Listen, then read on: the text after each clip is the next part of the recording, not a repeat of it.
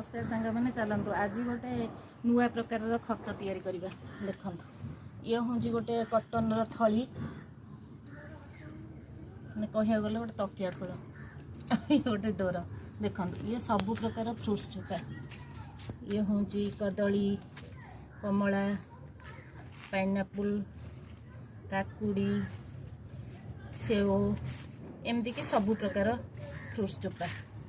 या आम कौन करवा ना ये पुटुली भितर एमती पूरे दबा खाली फ्रुट्स चोपा कि ना सबू प्रकार फ्रुट्स चोपारे थाए कौन ना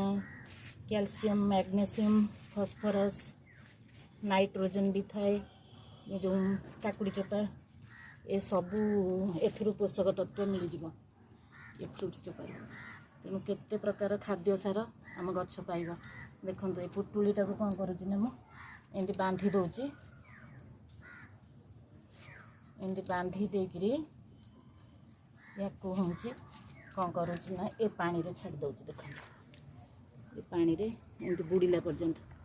एमती पानी रे बुड़े देली आ हूँ एमती घोड़े देली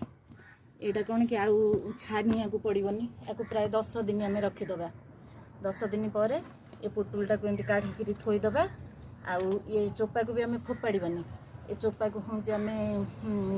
जो किचन वेस्ट कंपोस्ट भितर देदबा से हो कंपोस्ट आपको एमती आउ छणा छणी किसी आवश्यक नहीं बास केते इजिली उपाय खत आमर प्रस्तुत करदेली देखो 10 दिन पर दबा गछ बस।